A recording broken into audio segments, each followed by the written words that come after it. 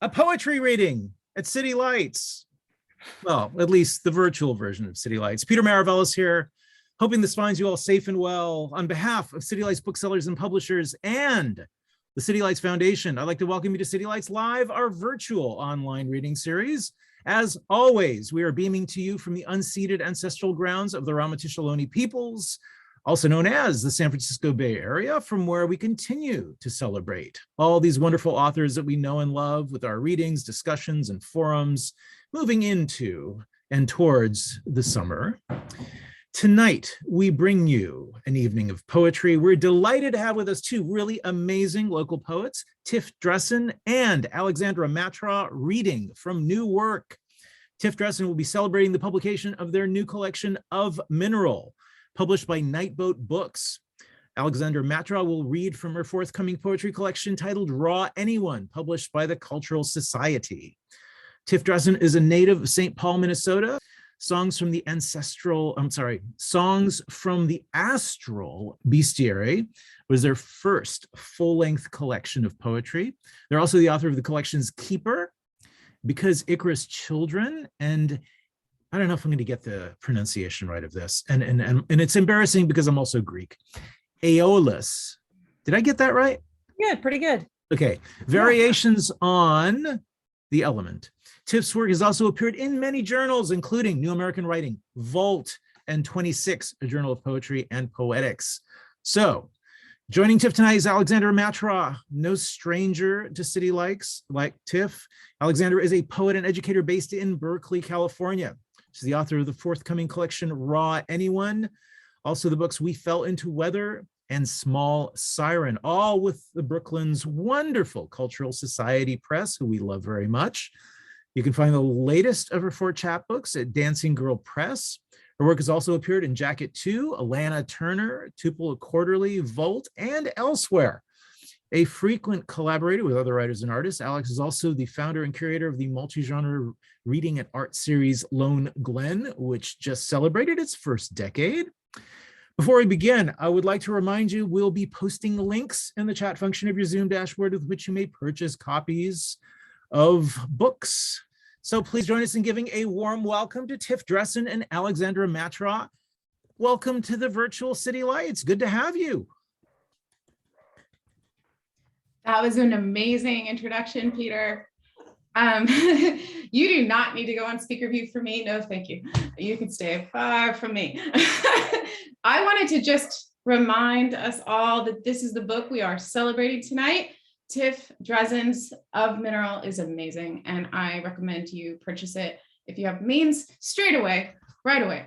And I'm really honored to be reading with them tonight and to be reading with City Lights and to be able to work with Peter again. We've worked together a few times in the past, and as you know, City Lights is extraordinary. Peter's extraordinary, and he does tireless work for all of us. So I am going to start with a poem called Dear Thought Climate, and it is from the new book, which is actually not going to be in my hands until I guess around mid-August, but I'll just tell you a little bit about it. So the series started when a painter, Monica Telescu, asked me to send her 3 words a day, like one tiny line, and she would then paint pretty immediately a piece that she'd send back to me in text. And this was happening during about mid-2020. And I realized after a while that I was essentially writing a kind of a sonnet series, a sort of truncated sonnet series. So that's what it became. And I'll start and end with the first and last poem of Raw Anyone. And I'll share screen here and show you a few of the images. You'll have to forgive any tech challenges I might have.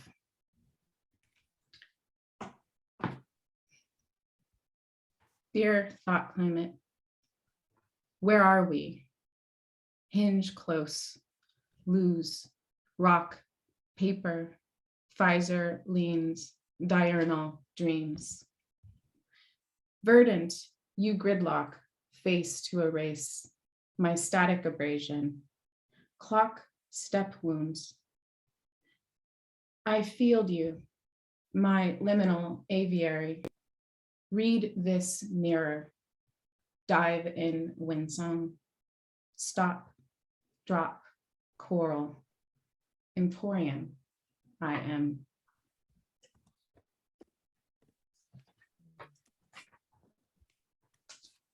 If only addiction it is that I will run my mouth against. Tongue our gold and tin. Call our texts what they'll become. Phone of liquid waste, cyanide runoffs. Inside night current, thicket blooms, race to our dew-eyed clearing. Because what's beautiful can't be possessed or destroyed. Infection forms at our feet.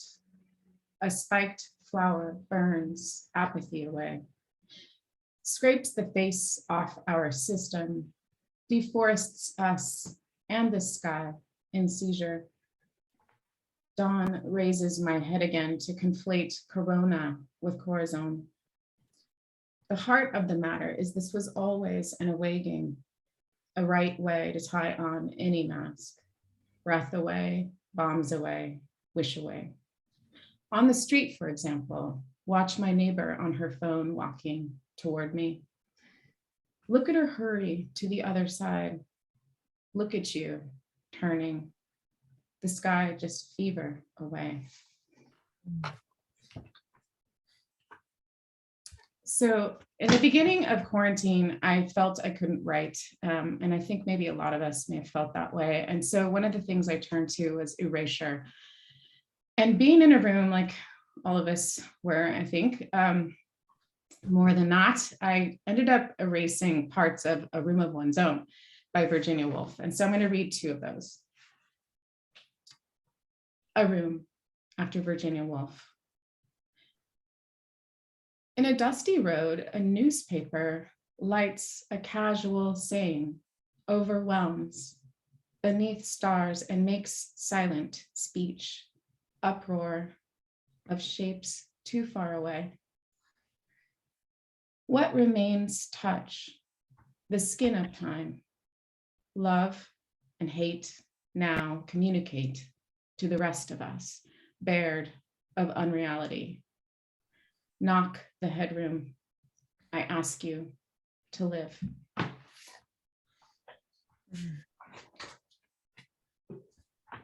Poverty in the sun, silk, moon yellowing, trees out of moon. So this next poem is part of a tiny series of two. It has a companion. It's called Pandemic Mouth. And I was writing it based off of my many ordered items that occurred in my privileged space in those first months of the pandemic, as I was teaching full-time on Zoom with my two small children at home, also on Zoom. And it was very challenging. Around the same time, I received a diagnosis of ADHD and was dealing with that. And also just thinking about capitalism.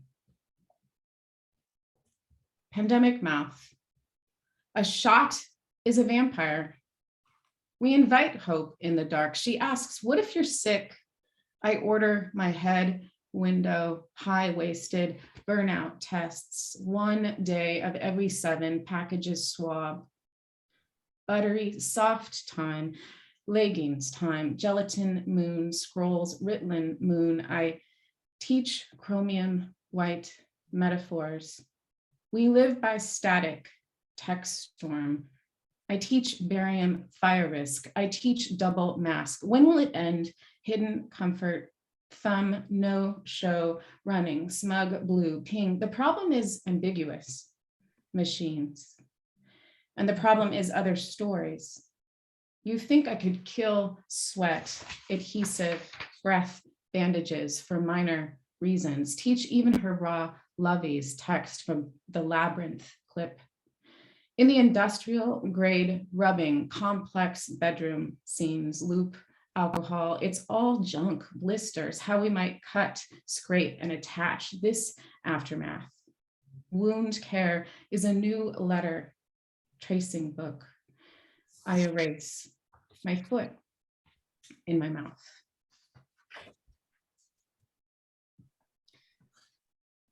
So I was teaching full-time in person in the fall of 2020, and the fires were happening. And I wrote this poem, which is called Dear Twin. And the twin motif became this obsession in my life and also in the book. And there are a lot of reasons for that, but I'll just read it. Dear twin, cyanide, say fire, fired a fire. Cut me open to see how many rings you can count. Say my hand presses your mouth, filling with sand, dead stars. Blister lungs we collapse to believe, belong, begot. 10,000 burn in chests, gash the sky. To whir finer particles, who woo my softest notch. Admit, we made this. To inhale wind heaves, asthmatic field pulse. Chloride, say desire burns, burned out, burnished. Yellow papered hills, peeling tidal reams, jaundiced fistfuls. Sulfur, say blaze, bladed, blame, no truth, we choose only movements, lips make. Pill, pull, pine sick jasmine of our trying not to become one, hourglass, one falling body failing to feel. Actions pile, every organ made to press another. Lung burn, wind burn, make raw room inside these ultrafine parts. Circle, breath, I settle to keep you. Carbon, say, stay, wait, weigh, this event, always taking place. Tiff and I are going to read a collaboration now. Thank you, everybody. Thank you so much thank you to everyone for joining us. Thank you, Peter and City Lights. Thank you, Alex, for going on this, what is now a long-term poetry relationship, I think. So, so I'll start the epigraph. I'll read the epigraph, which comes out of a newspaper article following the fires of October 2017. She waited for the house to burn to the ground, for the fire to pass so they could warm themselves on the concrete steps. On how Jan Pascoe and her husband survived the Santa Rosa fires of October 2017 by spending the night in their swimming pool. Kin as in heat. One. Kin. As in heat, as in asphalt blades. Grass rises through someone. I say to you, the gods are in the kiln, and so are we. The end of who lacks the beginning. Of another, kinder, as in the hour in which I bore you. With petrol and windlit, flame to intuit, familial witness, ashfield, canker. Glass yielded, ceiling, shattering metallic. A climate rears its disappearance. 2. Kith, clan, Kuhn, Kunigan, is in my family fell from 25 silken strings. As in what nature can ignite. This inner climate hangs daily from. 3. Handheld ropes, squeamish puppetry, as in weather caught within, fog burning off the tips of fingers.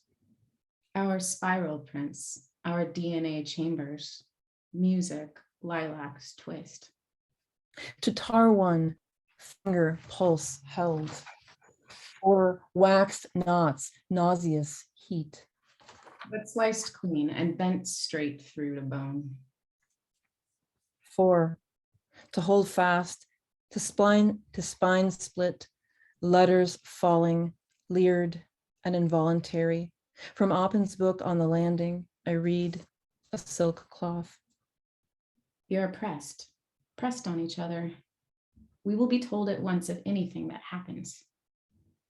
Found coverings, stilled dew, wet and familial, as in the smell.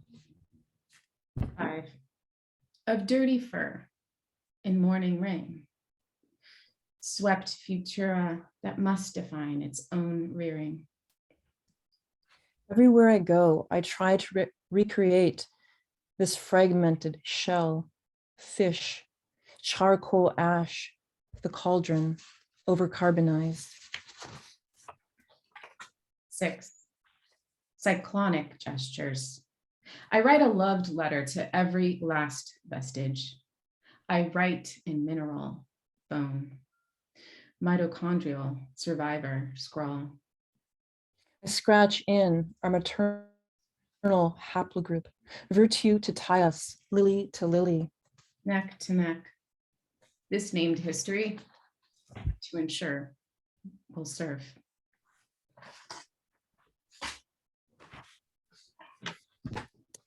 Thank you. And now I want to ask, so Alex and I wanted to ask each other a question about our current work. And so I have a question for you, Alex. Uh-oh. So can you tell us a little bit about the title of the collection, Raw Anyone, and how that came to be? And then can you read a poem from the collection that you feel acutely represents this theme? I think so. And then can you do it in like less than 2 minutes? Or? Okay, I'll try. I struggled, like many people struggled, to name this book, but a phrase popped out of an erasure I did, which is another and the only other series of erasure in the book. It's called Dear Cell, the series, and it's coming from Frankenstein. So I erased some of the letters and some of the first volume of Frankenstein, a book which I think is very, very, very important still. And I am interested in raw experience in general, attempting to live in the moment in my life, which I often fail to do. And I'm also interested in ways that the pandemic made raw so many of us, and really all of us one way or another. And I am finally really interested in the difference between anyone and everyone, just that tension of thinking about that distinction, if there is one. And for me, I guess when I think of COVID, I think about the cellular level in which we've always been all connected, but I think has been made more obvious through the pandemic's force. And so I'll read the poem in which that phrase arrived. Dear Saul, if you had safety, quit air, swallow a small quality, life wrapped in the chimney. Speak as duty would permit.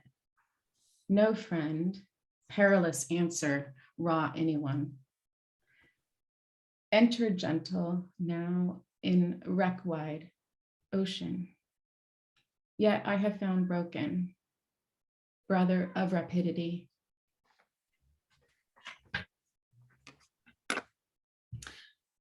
I'm going to read a few more, and then Tiff is going to take it away. This is another prose poem. If only metaphor it is that I will lip sync.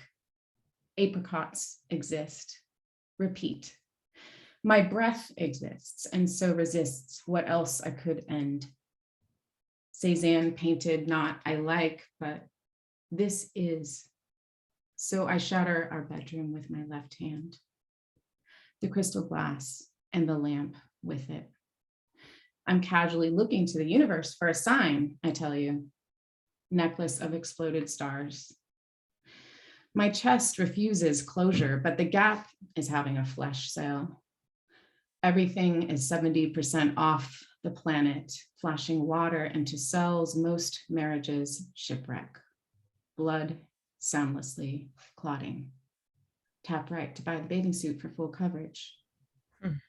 Because you say you feel closer to me than anyone, our phones end the ocean. Seamouth of tin and human hair. Because objective love is a legit form of protest. I never call you back. I block your number. I dress my son in Gap shorts, red, white, and blue. I'm going to go back to the images. So Peter, if you want to help me with that. And let me share, awesome, okay. So I worked with Adrienne Hawazi, who's a wonderful visual artist, currently living in New Mexico, formerly of the Bay Area. And she and I talked about this book called The Blue Book of Nebo, in which a rabbit character appears that is two-headed, and one of the heads is normal and the other head is not. And my students who are on this Zoom know the book very well because I made them read it. And I would say that the poem I wrote is exploring the shadow self concept as inspired by my conversation with Adrienne. And what I loved is that I wrote this poem as she painted this, and it's as if we actually talked about it simultaneously, but we didn't. Dear thought climate, all twins contain fever dreams, panic in pandemic, rabbit limbs caught, throat flint seizing, up and down Siamese story, surrender, not end.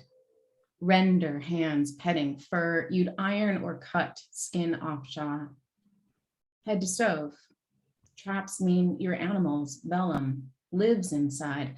Granite, you'd erode bloody feelings. Free your hair to light, unright second faces, backside, dead-eyed. Obsidian wound you've carried, but terror is terra. You'll eat earth, error's truth.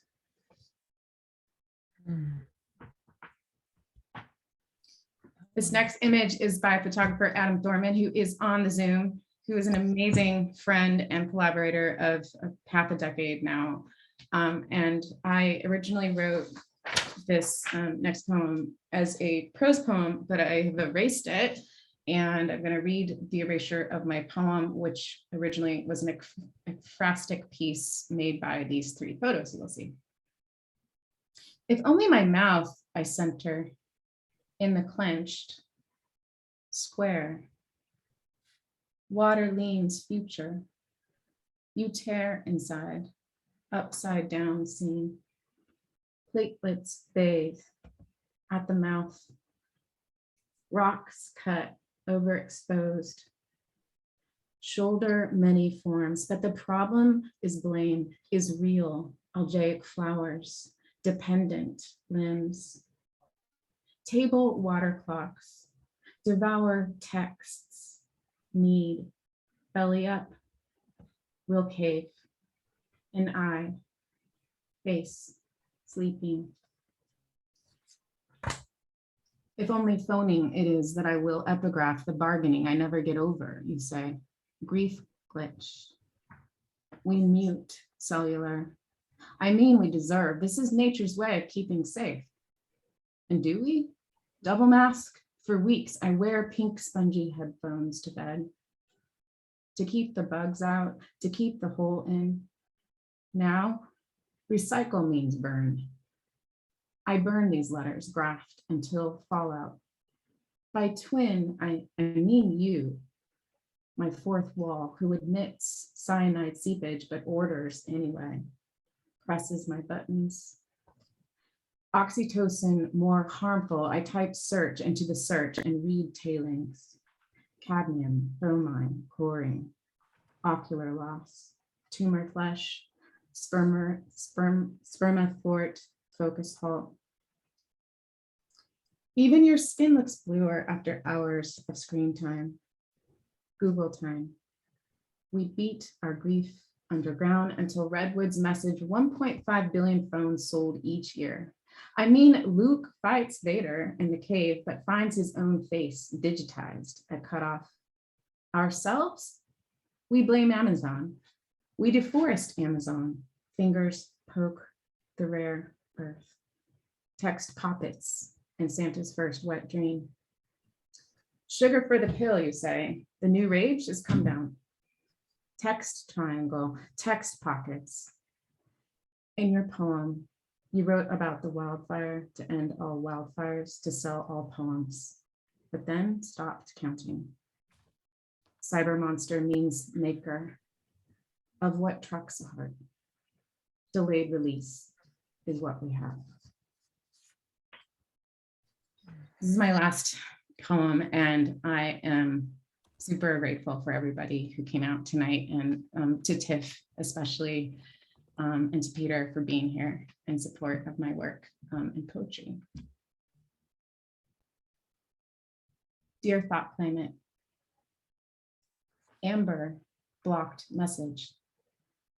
You're my erasure, still missing. Film strips, lip trick, memory talons. Teeve highway heat, coin my eyes. Heave light, ladders, head heart, head heart, head heart.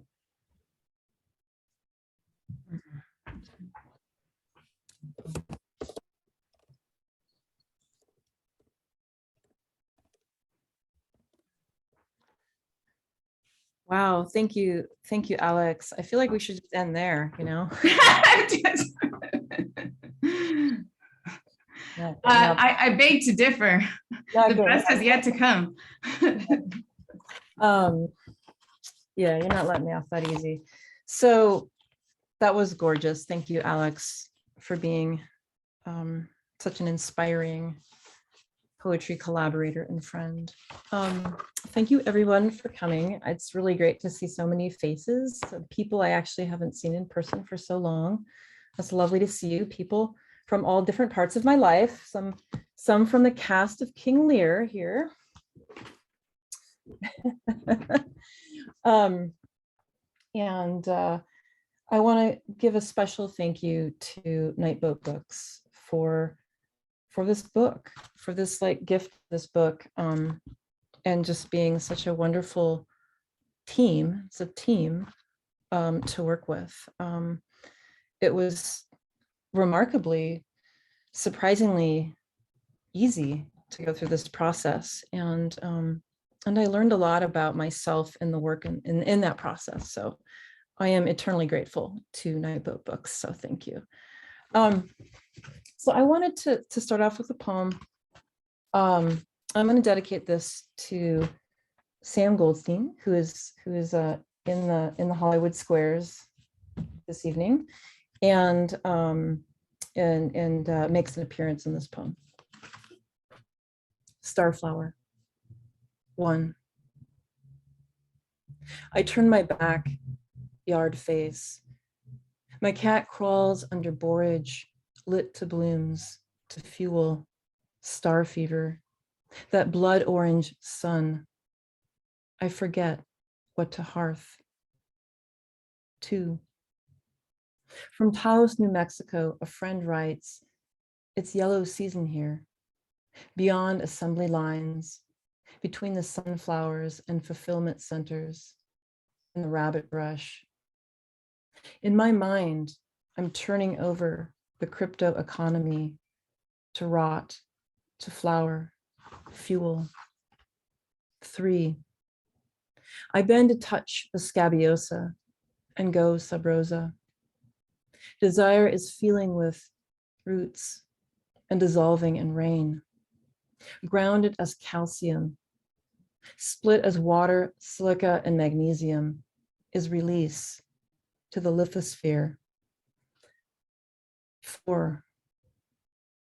I want to see the fields through optically thin clouds, striations on their crystal faces, the lighter isotope pushed up against the continental shelf. I want to be matter buried at sea. 5. I forget what to hearth. I remember this orange sun, that blood fever star, these blooms lit to borage. My cat face. I crawl under this yard. I turn my back on. 6. We could eat these small blue petals. And then I'm going to read. This is called Deep July, What Heraclitus Said. Minnows speak. I hide among the fin bodies beneath and wait. What are you in your surface dreams, chemistry, metamorphic swimmer, ephemeroptera? The sun skills, we abandon lures, we decompose in a different language.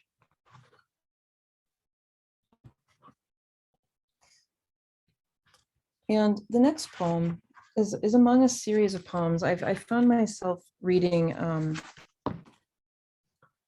or writing poems, or in this process of responding to interview questions around the launch of the book.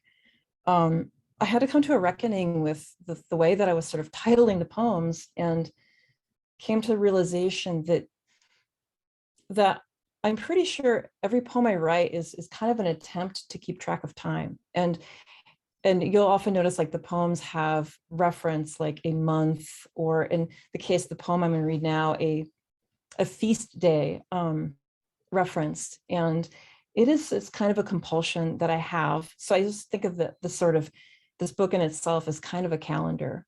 It's kind of a calendar of poems. And it also documents a really, really long period of my life. It's really a span of like 15 to 20 years, with some poems being kind of really written during the pandemic and even a little bit more recently.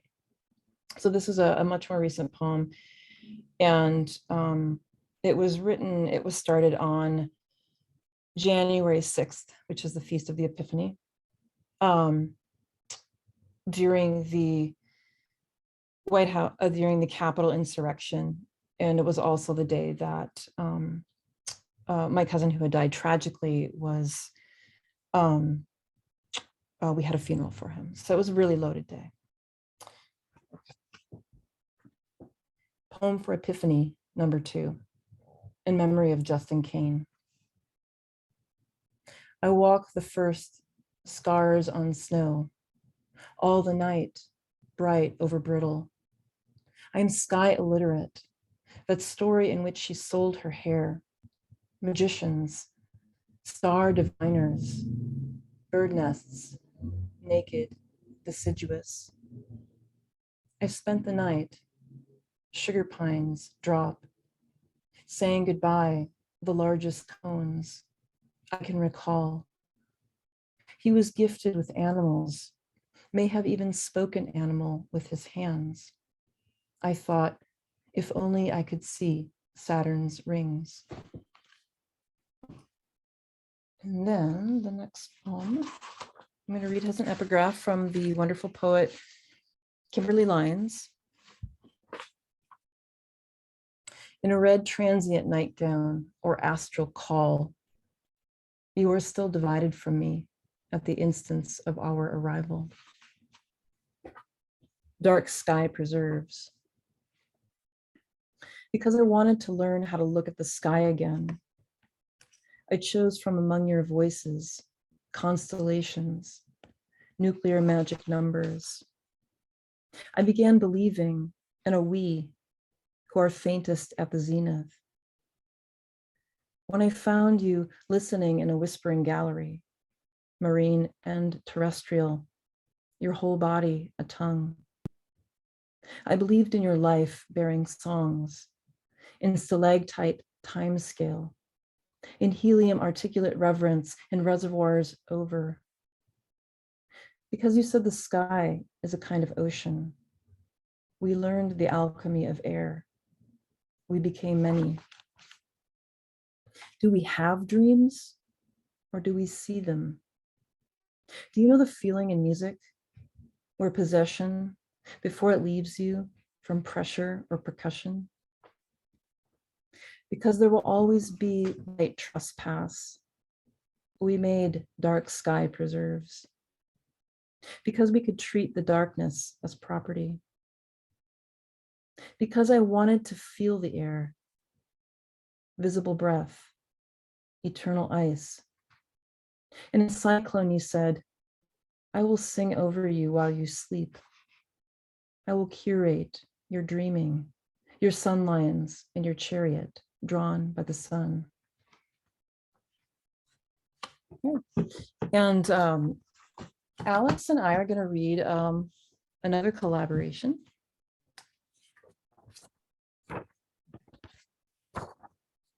Yes, we are. Right. Yes, we are. Now I'm unmuted. I muted myself for safety. Tiff, that was All right. absolutely beautiful. Okay. We're going to read our last collaboration together, and I'm going to start. Notes from the Northern Hemisphere, a correspondence. Begin afresh in the realms of the atmosphere that encompasses the solid earth, the terraqueous globe that soars and sings. Lisa Robertson. In October, I taste ash. He said, why don't you try replacing the word light? Strip the body and list focal, temple, currency, tattoo. In the bank unrequited, stand in the grass, mirror the sun for hours and sway. Pretend you embrace lung-burnt breath, eye-strung looks. This needle that sears is a cross stitch, a word scarred, your right calf twitching. He said, to keep you, I cut out the brightest part of me. The brightest part, bioluminescent. When I'm near water, I spread my finger like starfish. My hands are the part of me I like best. November comes, and maybe so will the rain. Bright things confide, tile a confused floor, as if plastic beaded wrists. Sometime in the afternoon, mud outlines. Shoes or drawers, dry eyes spread in panic bidet. Your nicotine yellow in the grout, your terrible teeth. My legs declined. This spot of light on the back porch where ferals come to eat. The crepuscular hour, the promissory note hour. Evening's threshold hymn on concrete, songs for the curbside. February hurt. You served him the papers and the asphalt downpour, the aftershock of rain, homonym honeymoon, the contract stunned, cat claws bracing my dress to flesh. We are pressed into flesh. That weather made us feel like that old school sense of corresponding in your own handwriting. I write, I'd like to replace the word light with radiance or glitter or hegemonic narratives. Why do we respond to water stories? Bright things confide. March begins equinox promise. Rain fist twisting the blinds. A house, not a home, you answer. How rain songs hold weather. An umbrella turns inside out, then blows open. Wind currency. A handwritten note thrown back. Tiny tabs you folded on desks now arrests air.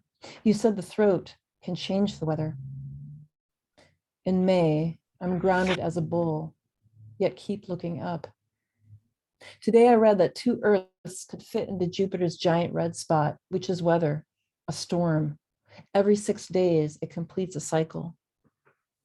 Every 6 days, I find words to harvest and send them back to you. Sometimes I find them by the side of the road, in the backyard, the lemon tree, a cat's eye. June, the Gemini, where every day seems doubled, 2 words in one, or what we plant. downpour, sunflower, upswing, Persephone, between someone else's house and someone else. Words count me, counterclocked, storm-locked, the key I leave under the empty pot by the door, begging to be robbed. A squirrel must have been hungry, you said. Ripped the largest sunflower head, light ripped and bent, leaf edges drooping to concrete between its land and water. I count the number of ants around his paw, cat dander, number of hairs objecting the windowsill. Thought of small bodies whelping wood, sheet rip of how long to sing claw singe. July just keeps burning. Every 6 days, a voice lesson at the unlisted house, chest or head songs, dark or bright, she said. Open your mouth, different to hear the tone. Make an intention, she said, and even this heaves my head open, flattens my back to back. This morning I encountered an enormous sunflower, Helianthus. I sang to it. I send you this message from 14,000 feet. To go up the mountain, you travel back through time. Sarcodes sanguinea, you get your second spring. The scarlet flower appears in the snowmelt.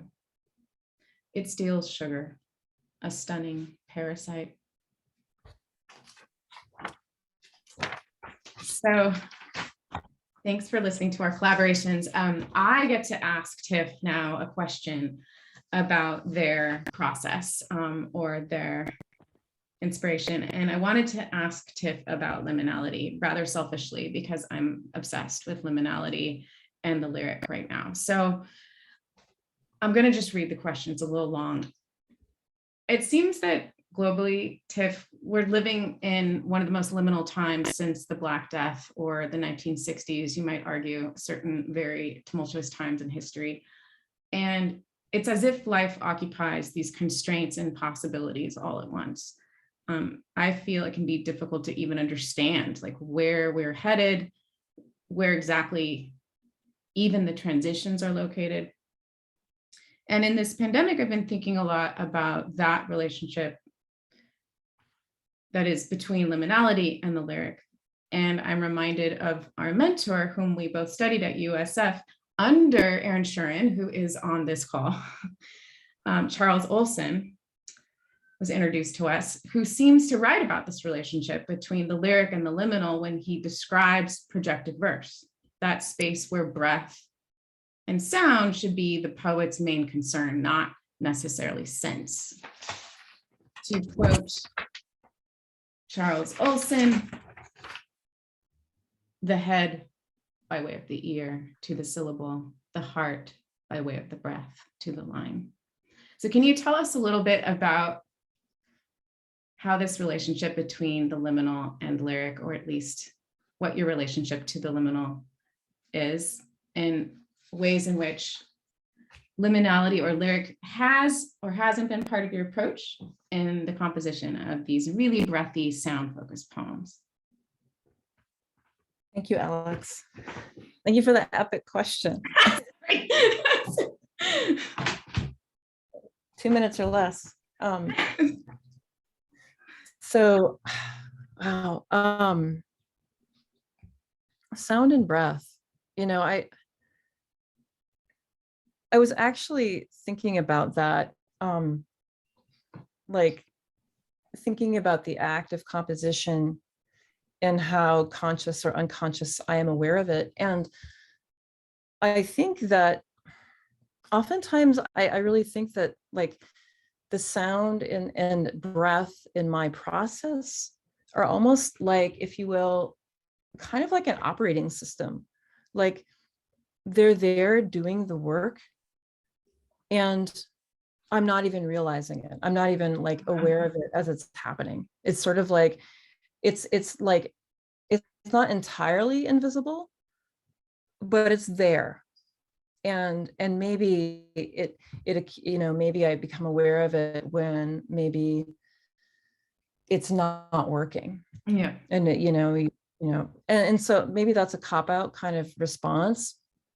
But I largely think that, I mean, I feel like I'm led often by sound. I'm led by my ear.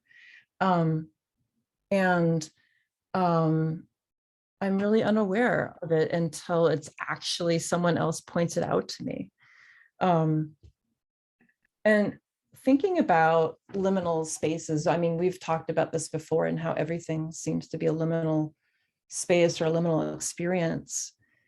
But I think for the purposes like thinking about this particular like body of work and maybe some of the more recent poems, that I've really been I've always been drawn since I've been very young to kind of these boundaries between what I would call like urban or city space and whatever else that comes after it. Like boundaries between what we want to say urban and rural, or urban and wilderness, if we even have, I feel like wilderness is really not the right term. Right. And I think that I've spent a lot of time, especially during the pandemic, really exploring the kind of liminal spaces of when I was living in San Francisco for most of the pandemic, and living in the Portola neighborhood and walking to John McLaren Park every morning before I started to work. And, having those kind of abrupt experiences where, like, one time a coyote brushed past my leg and I didn't even realize it. Like, there it was. Yeah. And so there's always this kind of like, I'm really fascinated by edges of the city, especially like a city like San Francisco that has these very discrete boundaries. The water is a boundary, but between the water and, let's say, a residential neighborhood, there's a lot of really interesting stuff going on. And a lot of times, I mean, you may have noticed this, those are the edges where people are clinging to life. They're literally clinging to life. They're living in their RVs, they're living in their, tent cities. And I think that is a kind of liminal space I've been really spending time wandering through, hopefully not as a voyeur. I hope that's not the case, but trying to understand it better and trying to understand what is happening there. And so that became a really important part of my kind of practice. I spent a lot of time walking San Francisco during the pandemic, just wandering around and finding myself in these little nooks and crannies of the city that I had never been to before. So that's kind of where, that's sort of where I'm at. And that also does sort of lead into a poem that's kind of explore Amazing. that. But can I break out of our constraint, please, as an experimental poet, and just ask you a follow-up question? Would you say that maybe then your relationship to the positive ways that liminality and lyric affect you or inspire you or engage yourself is a sort of practice then, whether it's of walking or writing? And just, okay, I'm just curious. Absolutely. I actually think the walking is really important. Yeah. The walking and the writing kind of like go hand in hand. Amazing. Okay. Thank you. Yeah. So the poem I'm going to read is called, and this is sort of my, this is my homage to Beverly Dollins, A Letter at Easter to George Stanley, which is a beautiful long poem she wrote over the Easter holiday in 1976. A letter in May from Portola, San Francisco. The city is a labyrinth. I walk in my head. Another poet repeats, there is no space left in America. There is only distance. Last night in corpse pose, I thought of the corpse flower, death camas, lily of the valley. This morning I dreamt a single many-petaled bloom emerged from my thigh, You wanted to name my new flower. The city is a labyrinth. I walk in my vey body, anders aus die Anden, past the International Church of the Foursquare Gospel, up the water tower, the bee, whose flowers are flames lit to the lady, from the rabbi to herbalist, past the vanished consulate of Malta. The Avenue Theater marquee says, the little neighborhood that could. How do I create the distance you need to reach across? Looking out the bedroom window, I repeat after you. Pinus pinea, umbrella pine, Italian stone pine, parasol pine. I ask, how is it possible that we can see the Salesforce Tower from here? This morning, I carried Briquette downstairs to her sunspot, her malleable feline creatureness, comfort and mass, the weight of those I love upon me. This city is a labyrinth. I walk in my invasive species body, where from the shadows that our forms fall, where people forget you in time. Itasca, Odessa, pushed up against Fleetwood, travel queen, this edge of reservoir. Underneath the Arbutus unido, Irish strawberry tree, to the tragedy of vehicular homelessness, the cane apple. You are part of the city will forget. I've learned where to walk along the structural scars of a city, where from fall are all architectures I am, awakened in subduction, zoned, lost under the 101, squatting in the skeletal greenhouse with phantom flower crops. It's still warmer here. And then I think we have time. I'm gonna read 2 more poems. Just 2 more. Quick, like a bunny. 2 more poems. Okay, so I actually have spent a good amount of time working in the constraint of the abecedary, where I'm using the alphabet as a constraint. So I'm beginning with the alphabet or breaking the alphabet in half, or using the alphabet and then, where you have, first word A, second word begins with a B, C, and so on all the way down to Z or Z. And this is a particular kind of, I would say, an homage to Inger Christensen's book-length poem called Alphabet, in which she uses the Fibonacci sequence as her constraint. Okay, I'll stop there.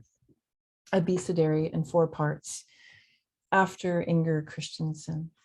1. Oh, and the atom here is not the atom of matter, atom, but atom, ADAM. 1. Alm's blood, atom of iron melted once inside us. Cobalt bombs, salted earth. I watched dendritic elderflowers psalm a path I call Fibonacci's grace. Because your teeth and bones once were coral, hydrocarbons in the ice age. 2.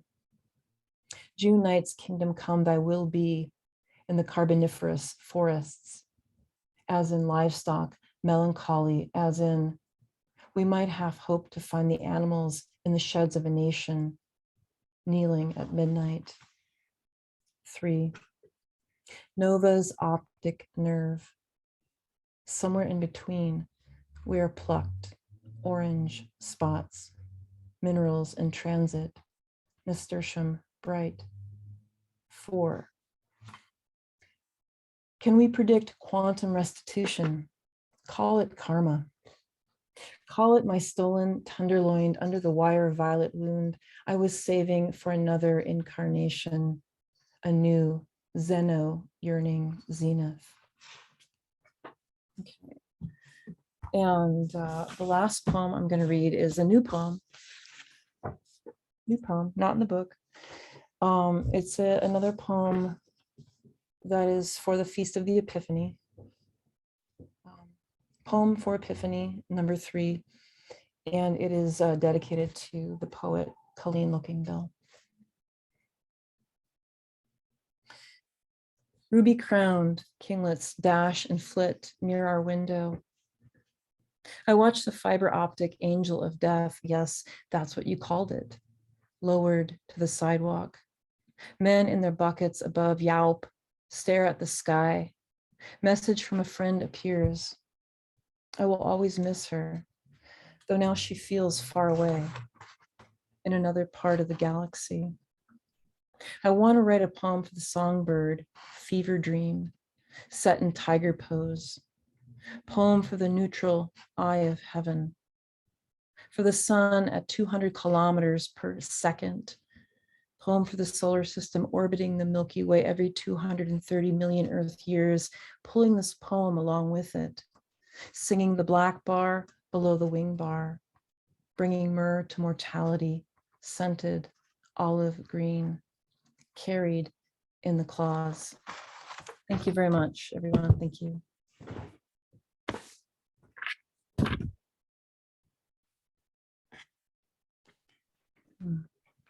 Wow. That Amazing, was Tiff. just simply breathtaking. That was incredible. Thank you both. And just that interplay between the two of you. I was getting this kind of synesthetic thing happening where I was like smelling and seeing colors and just having just weird memories. And thank you for gracing our halls. Tiff Dressen, Alexandra Mattraw. So glad we could get you in the house. You know, we'd been trying for a while, everybody, and, you know, we'd kept trying to kind of reschedule like past event that just kept, you know, getting weird. And I'm so glad we finally settled on a date, because this was so well worth the wait.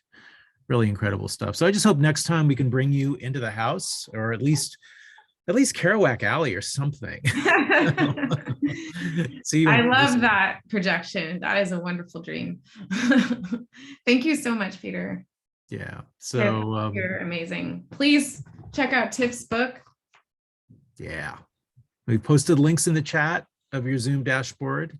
So check them out, buy some books. Okay. Thank you so much, everybody. That was, it's just really special to be able, even in this, you know, virtual environment, to be able to see your faces and be able to share work and their collaborations with you. So we're really grateful, really grateful to see you. Ditto. Tiff, again, thank you for reading with me and yeah, giving me space in our collaboration, which is so inspiring for the rest of my work. And to everybody who's here, I'm just really glad to be alive with you. Thanks for being here.